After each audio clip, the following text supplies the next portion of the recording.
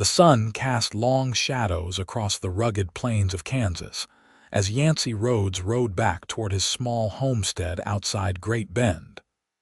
The year was 1873, and though the war had ended 8 years prior, its ghost still haunted the land and its people.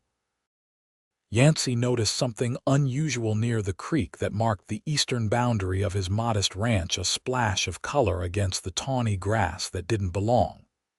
Pulling the reins of his chestnut mare, he guided her closer, squinting against the setting sun. What he initially thought might be discarded clothing revealed itself to be something far more alarming: a woman, motionless on the creek bank. "Whoa, Penny," he murmured to his horse as he dismounted, approaching cautiously.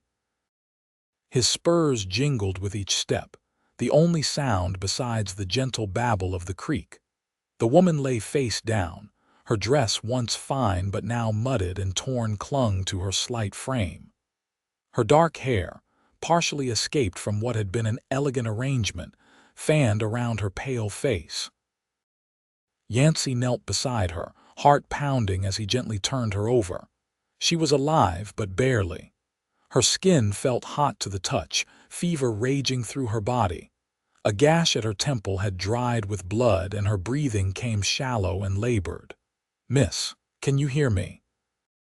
Yancy asked, his voice gentle despite its natural roughness. No response came from the unconscious woman. Looking around, he saw no sign of a horse, wagon, or companions. Nothing to indicate how she'd arrived at this remote spot, miles from town. With the sun rapidly sinking and coyotes already beginning their nightly chorus in the distance, Yancy made a quick decision. He couldn't leave her here. With care born more of decency than experience handling the wounded, he lifted her into his arms. She was lighter than he expected, and he settled her across his saddle before mounting behind her, one arm securely around her waist as he guided Penny home with the other. "Hold on, miss," he whispered, though he knew she couldn't hear. "Just hold on." The modest cabin came into view as they crested the final rise, a simple structure of rough-hewn logs with a small barn nearby.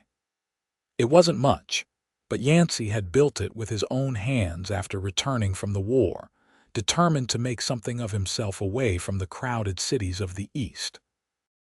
Inside, he placed her on his bed, the only one in the cabin, and lit several lamps against the gathering darkness.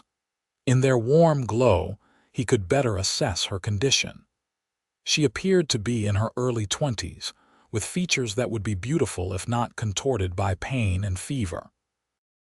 Her clothing was of fine quality, suggesting wealth or at least comfortable circumstances, though now bedraggled from whatever ordeal had left her abandoned by the creek. Yancy fetched water from the pump outside, dampening a clean cloth to place on her forehead.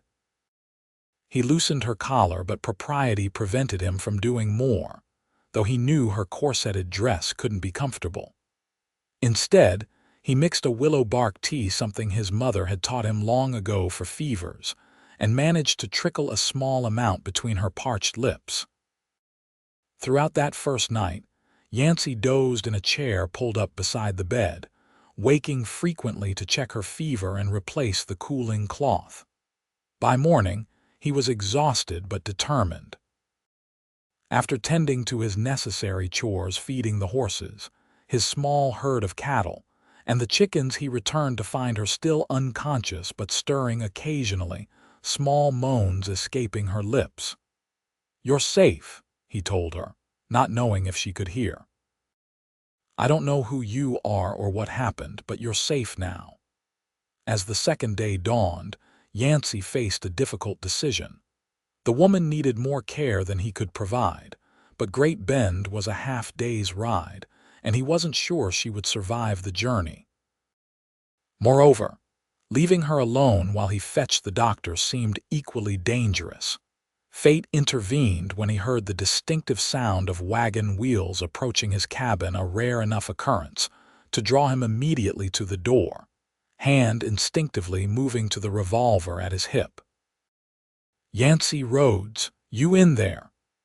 The familiar voice of Tom Hollister, his nearest neighbor at 3 miles distant, brought relief.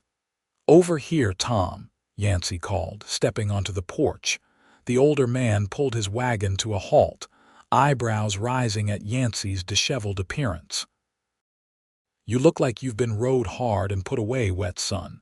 Everything all right?" "Found a woman by the creek yesterday unconscious, injured. She's inside with a bad fever.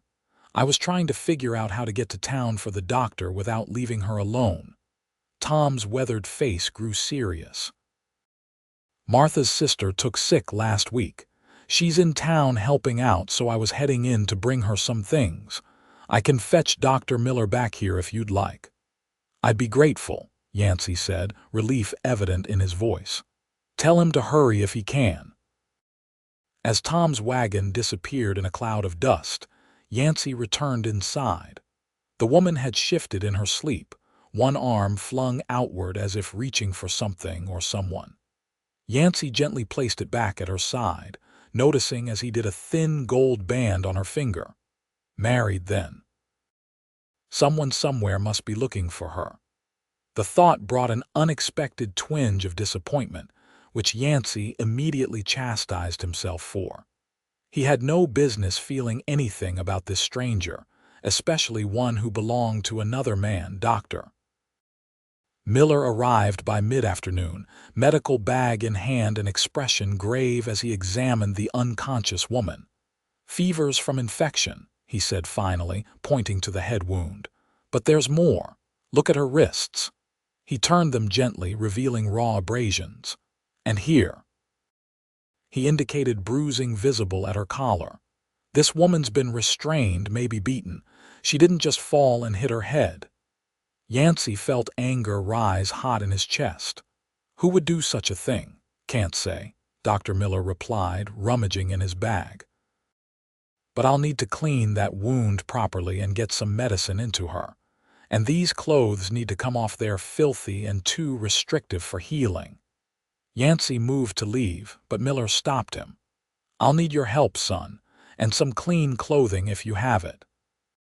Swallowing his discomfort, Yancy nodded, fetching his smallest shirt and helping as directed, averting his eyes as much as possible while still providing assistance. They managed to get her into the shirt, which swallowed her small frame and covered her with clean blankets. "Keep her fever down, get as much water and broth into her as you can," Miller instructed, packing up his supplies. "I'll leave laudanum for the pain when she wakes. And this," he handed Yancy a brown bottle, "is for the infection. 3 drops in water 3 times daily." "What about her people?" Yancy asked. "Should we put out word?" Miller hesitated. "Let's wait until she can tell us herself who she is. Those marks trouble me. Might be she was running from whoever put them there." After the doctor left, Yancy sat beside the bed again, studying the woman's face. Who was she? What had happened? The gold band glinted in the lamplight, raising more questions than answers. "Who hurt you?" he whispered. "And how did you end up at my creek?" As if in response, the woman's eyelids fluttered, then slowly opened. Confused blue eyes darted around the unfamiliar room before settling on Yancy's face. Fear immediately replaced confusion. "It's all right," Yancy said quickly, raising his hands to show he meant no harm. "You're safe. I found you by the creek on my property. You were hurt. I brought you here to help." The woman tried to speak but only managed a dry croak. Yancy helped her sip water, supporting her head gently. "Thank you," she whispered finally, her voice barely audible. "Where am I?" "My ranch outside Great Bend, Kansas. I'm Yancy Rhodes." She nodded slightly, wincing at the movement. "I'm Julia." She paused, eyes darting away briefly. "Julia Walker. Do you remember what happened to you, Miss Walker? How you came to be by the creek?" Fear flickered across her face again, and she closed her eyes. "I can't. I don't remember." Whether from actual memory loss or reluctance to share, Yancy couldn't tell. but the terror in her eyes when she first woke told him Dr. Miller's suspicions might be correct. Someone had hurt this woman, perhaps the same someone whose ring she wore. "That's all right," he said gently. "You need rest now. We can talk more when you're stronger." Relief softened her features as she slipped back into sleep, this time more peaceful than before. Over the next few days, Julia's fever broke, and her strength gradually returned. She spent most of her time sleeping, but during her waking moments, Yancy learned little snippets about her. She was from St. Louis originally. She enjoyed reading and could discuss books with surprising depth. She had a sweet tooth, and truly smiled for the first time when Yancy brought her a piece of honey candy from his small stash. What she didn't talk about was how she came to be in Kansas, who might be looking for her, or how she received her injuries. And though Yancy noticed she often twisted the gold band on her finger, she never mentioned a husband. A week after he found her, Julia was well enough to sit up in bed and eat a proper meal. Yancy had shot a rabbit that morning and made a stew, feeling an unusual desire to impress her with his limited cooking skills. "This is delicious," she said, taking another spoonful. "You've been very kind, Mr. Rhodes." "Yancy, please," he corrected, oddly pleased by the compliment. "And it's nothing anyone wouldn't do." Her expression turned serious. "We both know that's not true. Many men would have taken advantage." She looked down at her bowl. "I'm not sure how I'll ever repay you." "No need for repayment. I'm just glad you're recovering." He hesitated, then asked the question that had been bothering him. "Is there anyone I should notify about your whereabouts? Family? A husband?" His eyes flicked briefly to her ring. Julia's hand immediately covered the band, her knuckles whitening. "No," she said, voice suddenly tight. "There's no one." The fear in her eyes told Yancy all he needed to know. Whoever had put that ring on her finger was likely the same person who had hurt her. "All right," he said gently.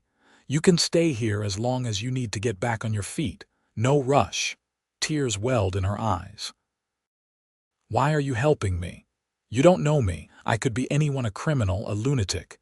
Yancy smiled slightly.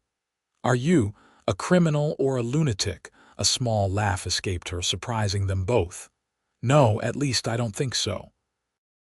"Then let's just say I'm helping you because it's the right thing to do. And maybe because it gets lonely out here, talking to just the horses and cattle." That evening, as Yancy prepared to sleep on his makeshift bedroll by the fire, his usual arrangement since Julia had occupied his bed, she called to him from across the cabin.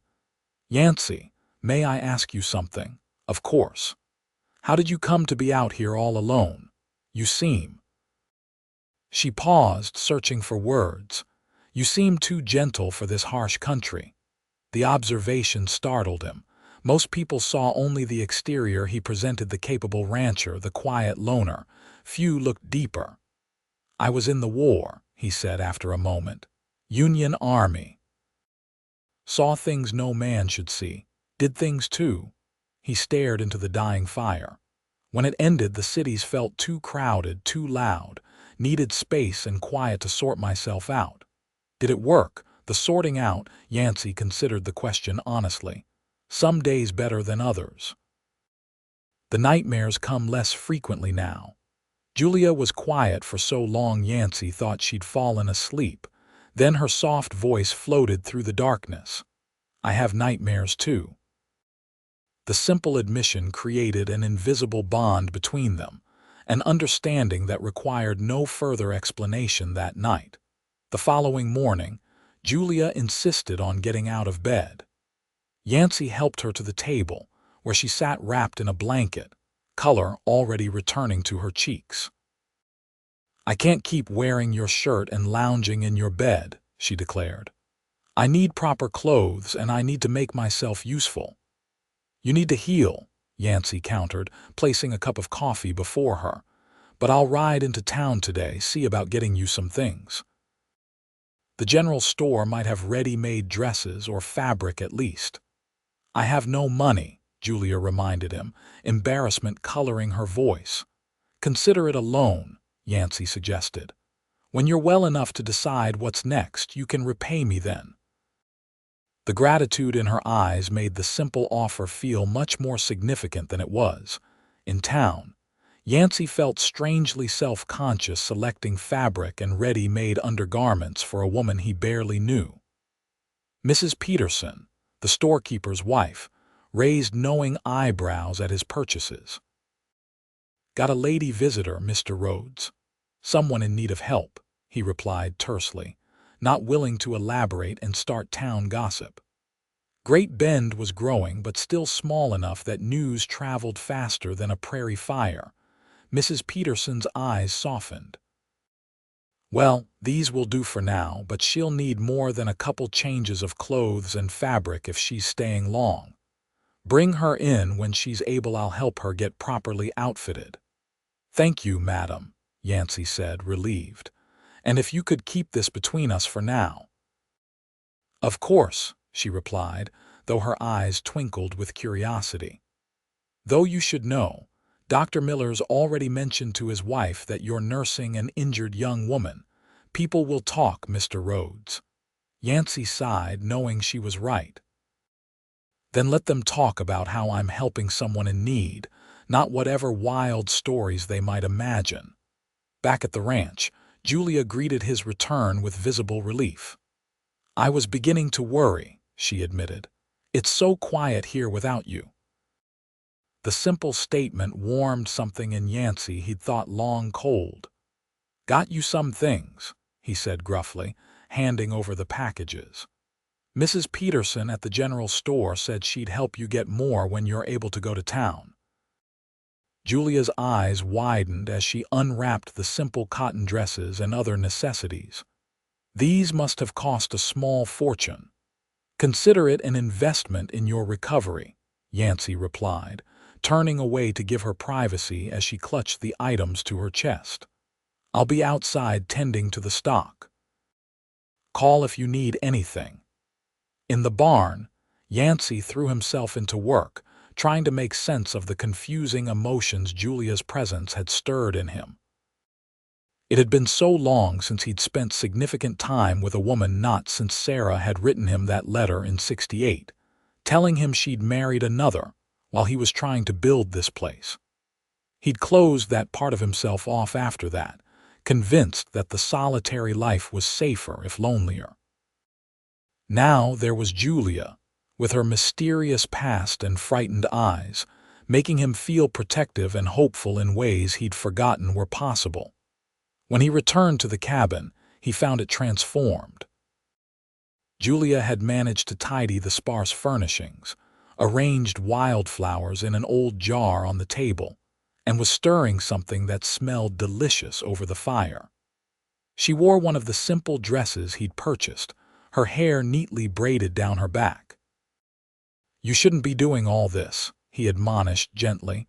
"You're still recovering." "I needed to move to do something useful," she replied, not looking up from her task.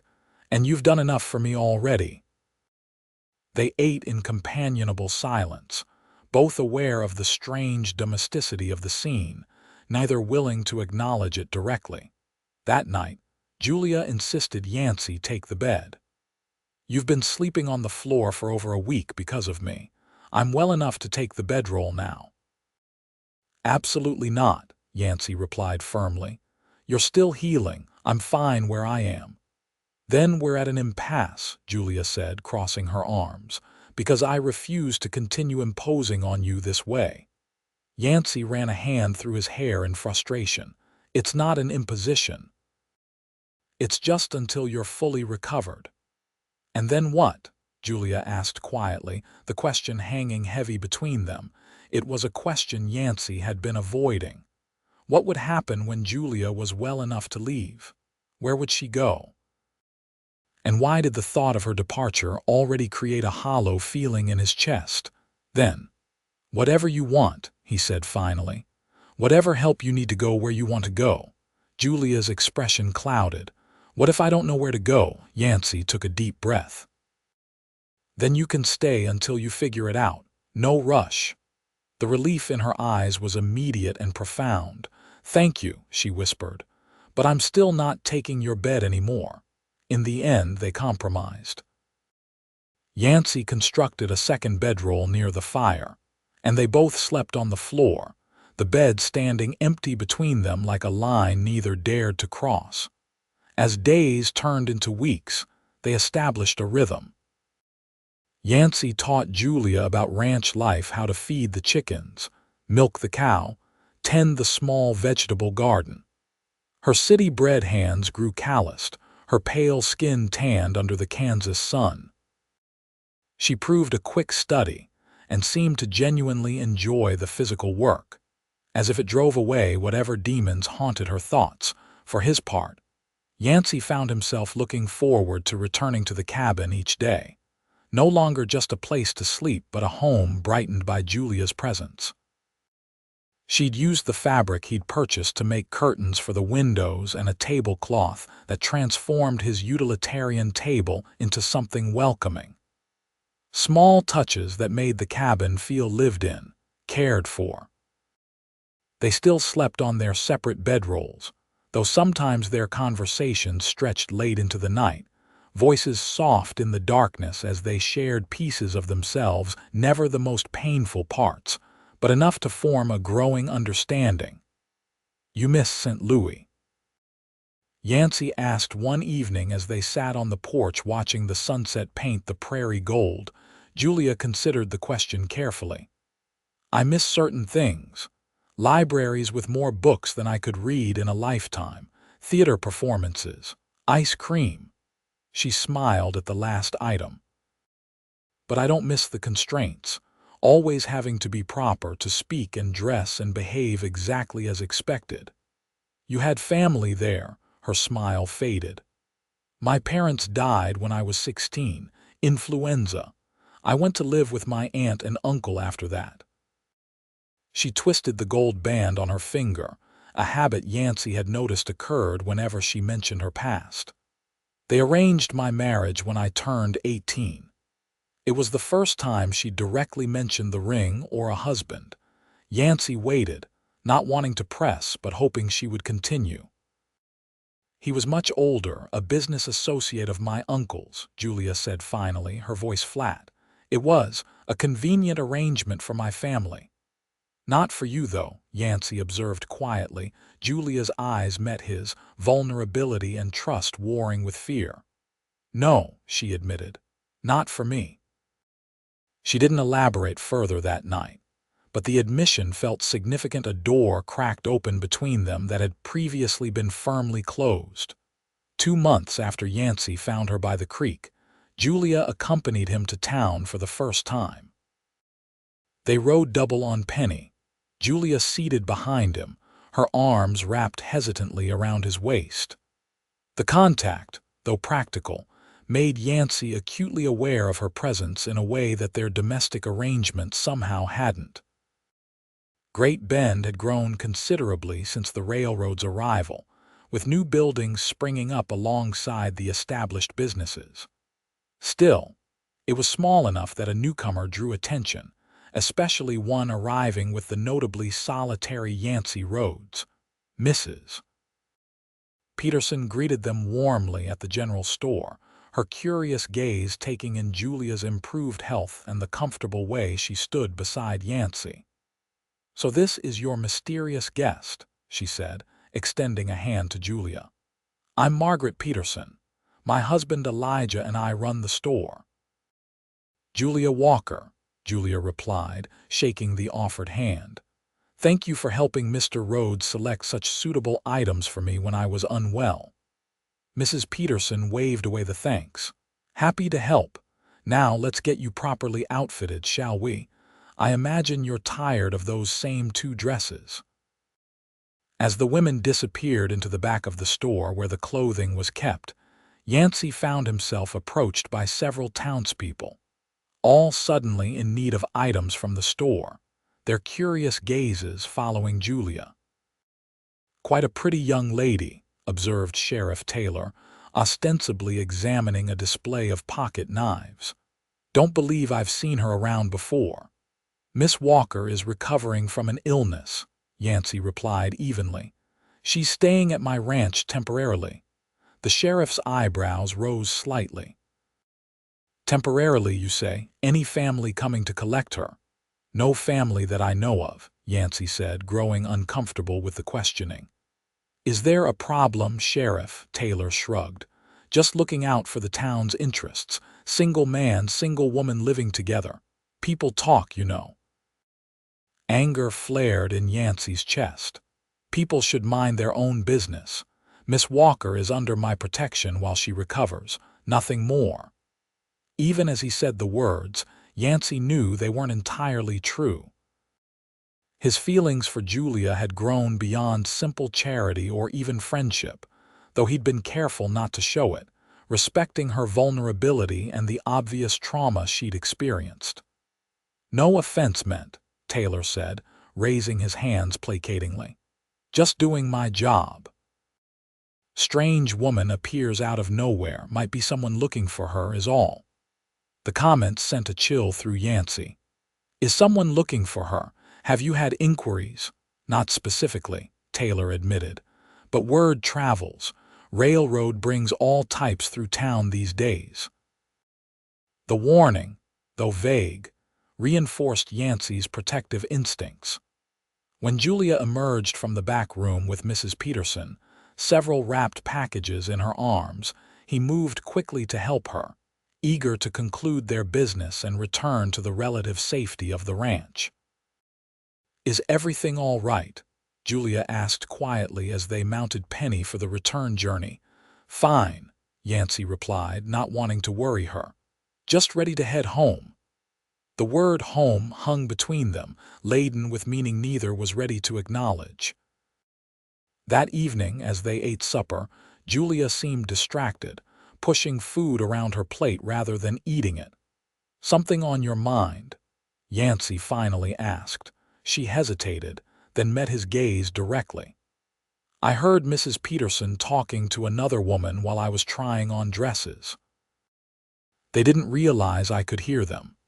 Yancy set down his fork, bracing for whatever had upset her. What did they say?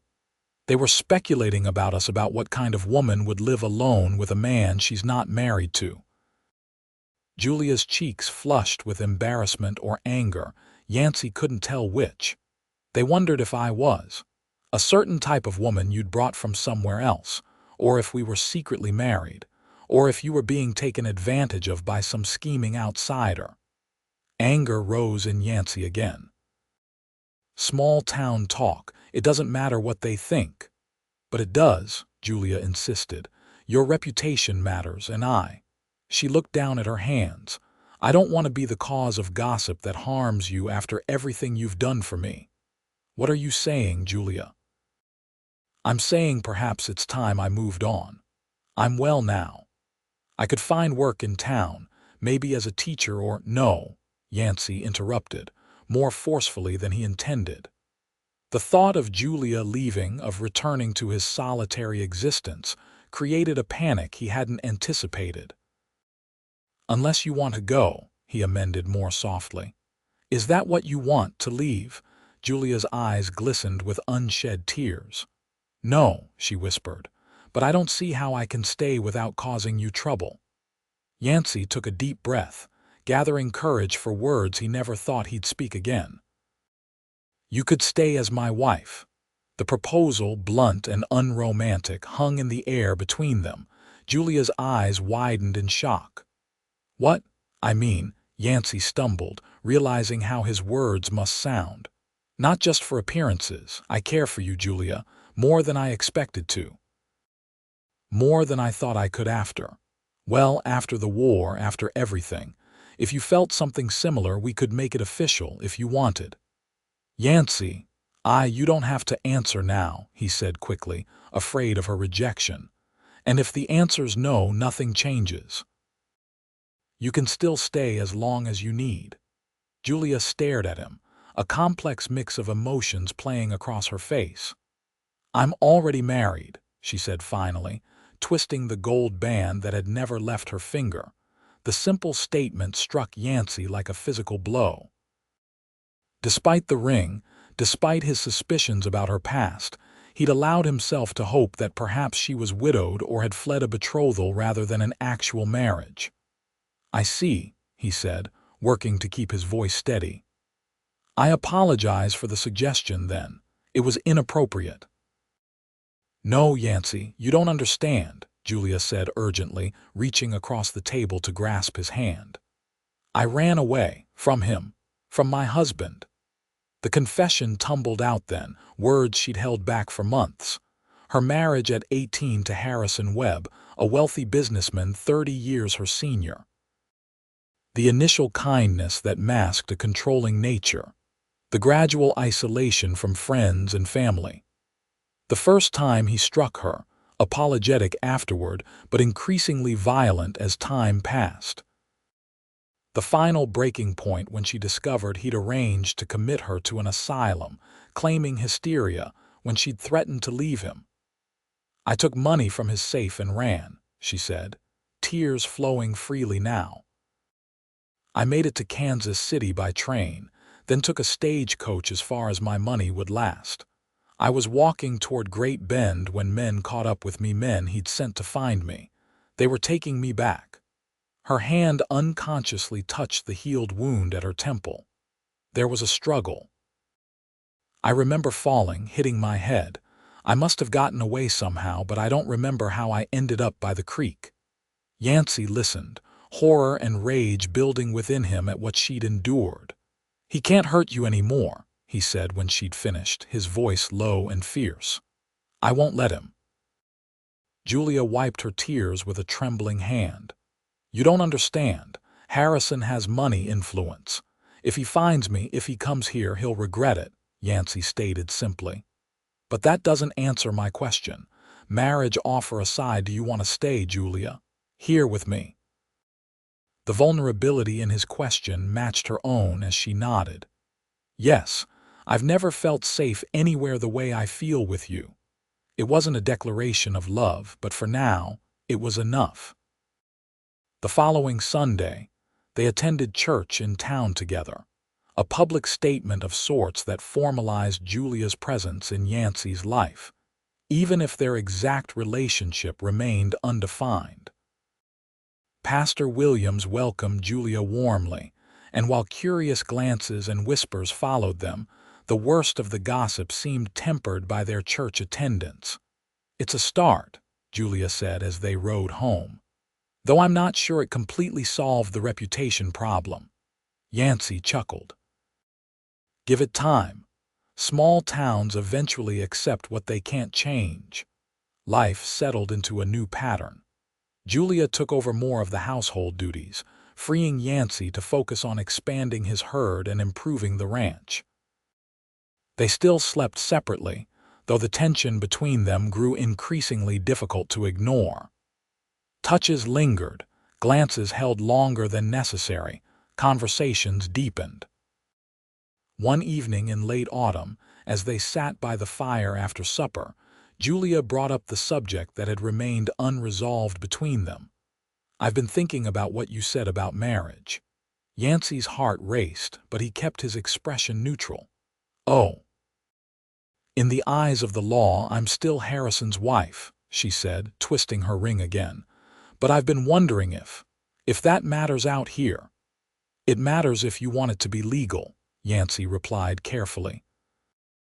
"But if you're asking whether I still want you to stay, ring or no ring, the answer is yes." Julia stood and moved to the small box where she kept her few possessions.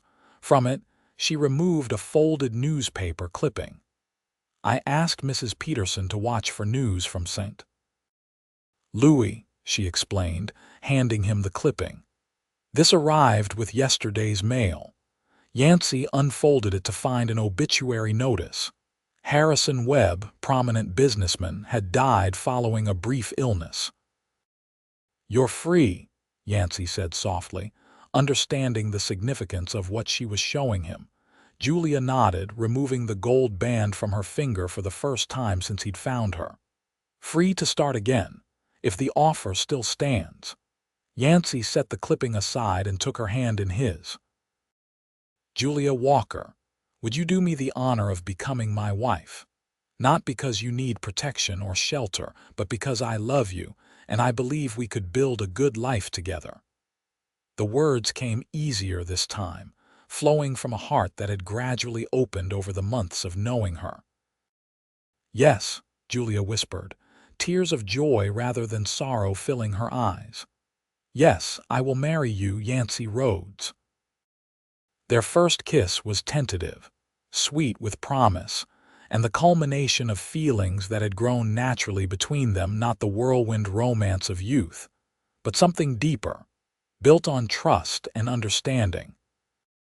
They were married 2 weeks later in the small white church in Great Bend, with Pastor Williams officiating, and most of the town in attendance, curiosity finally satisfied by the proper conclusion to their unconventional beginning. Dr. Miller and his wife stood as witnesses, the doctor beaming with satisfaction at seeing his patient not only recovered but radiantly happy.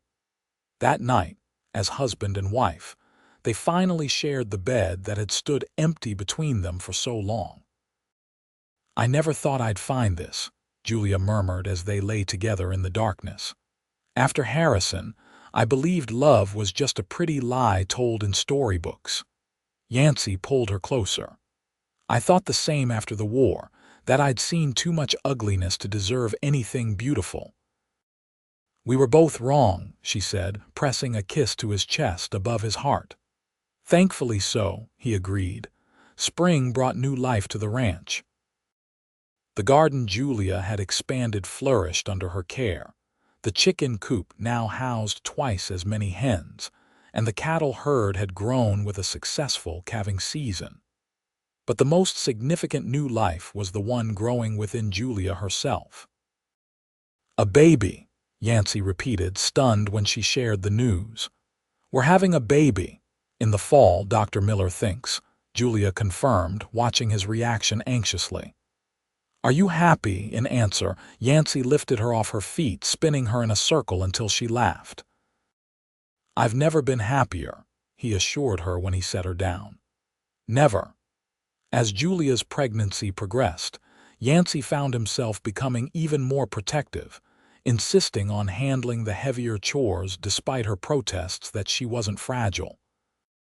"Let me help," she insisted one July afternoon, watching as he struggled to repair the chicken coop alone.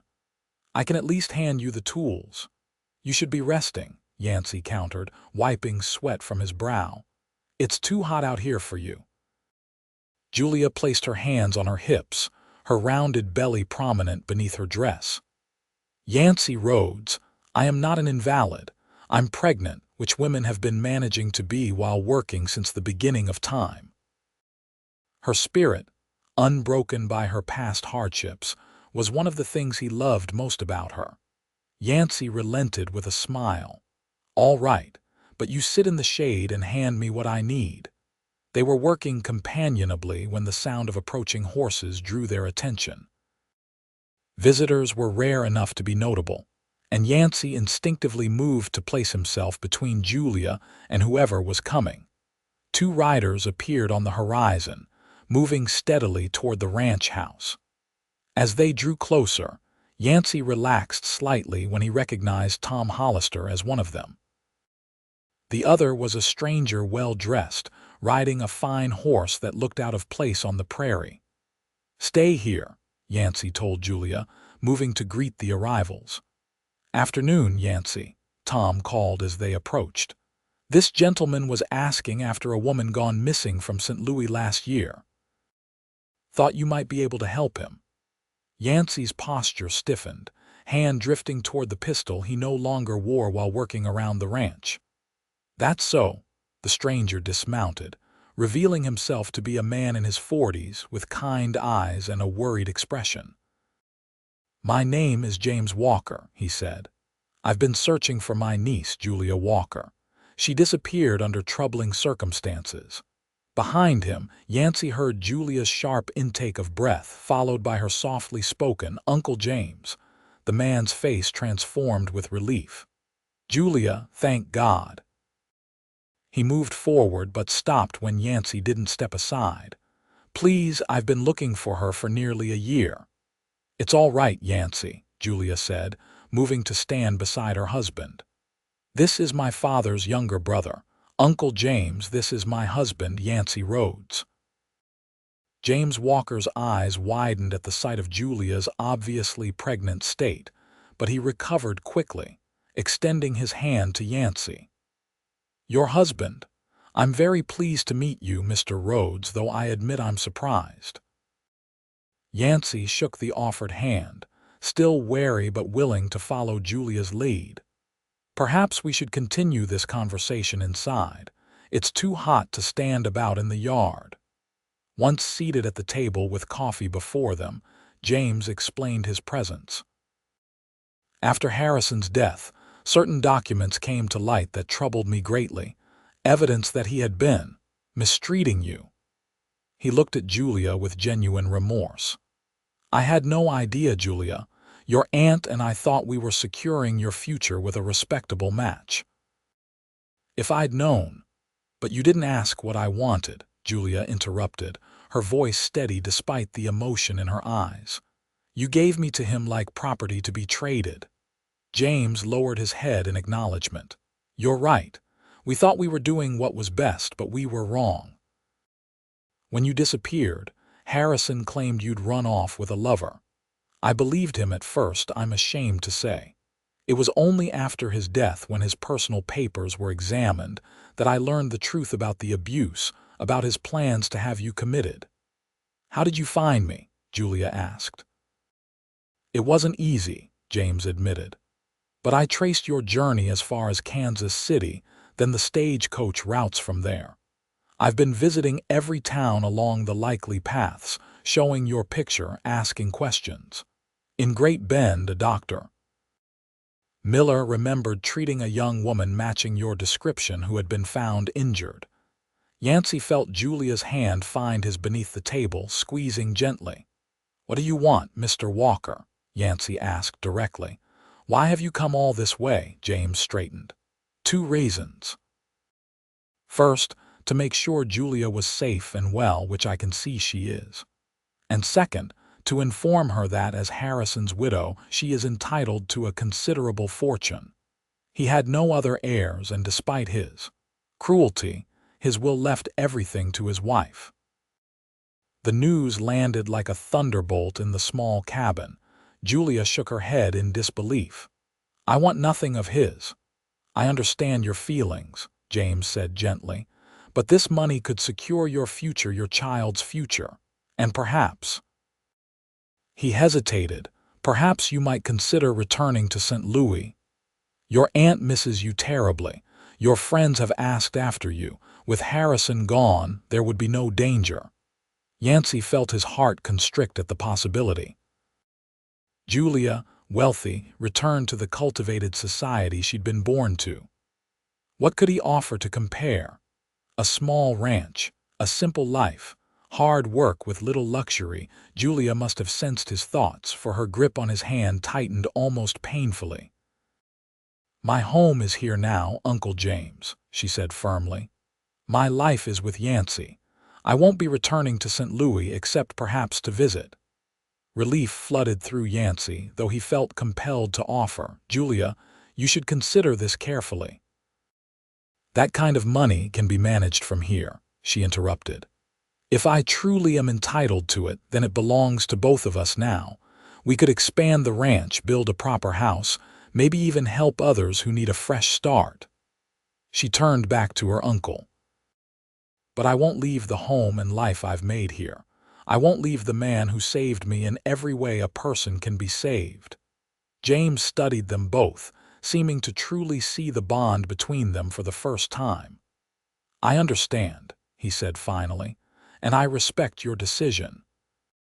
The money is rightfully yours, however you choose to use it. I'll arrange for the necessary papers to be sent." "Thank you," Julia said, "and thank you for coming to find me, for caring enough to look." "I only wish I'd cared enough sooner," James replied, regret heavy in his voice. "Perhaps you wouldn't have suffered as you did." "If I hadn't," Julia said, her hand still firmly in Yancy's. "I might never have found my way here. Sometimes the darkest paths lead to the brightest futures." James stayed for dinner, getting to know the man his niece had married and witnessing firsthand the genuine affection between them.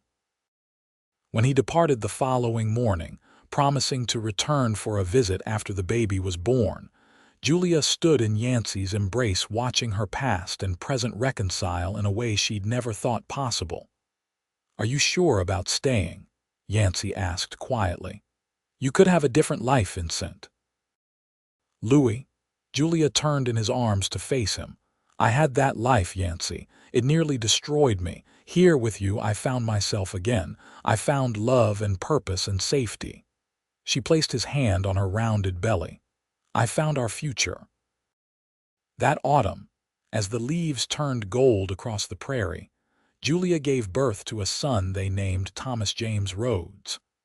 Dr. Miller pronounced him perfectly healthy, with his father's strong lungs, as the baby's powerful cries attested. Holding his son for the first time, Yancy felt a circle completing from the broken man who'd returned from war to find solace in solitude, to the husband and father he'd become. All because he'd followed the impulse to investigate something unusual by the creek that fateful evening. "He's perfect," Yancy whispered, carefully returning the swaddled infant to Julia's arms, "just like his mother." Julia smiled, tired but radiant. "We're a family now, a real family." "We have been since I found you," Yancy replied, kissing her forehead gently. "This little one just makes it more official." In the years that followed, the Rhodes Ranch prospered. The inheritance Julia received allowed them to build a larger house, expand their herd, and purchase additional land. They hired hands to help with the increasing workload, and Yancy's solitary existence transformed into one filled with people and purpose. Thomas was joined by a sister, Elizabeth, 2 years later, and eventually by another brother, Samuel.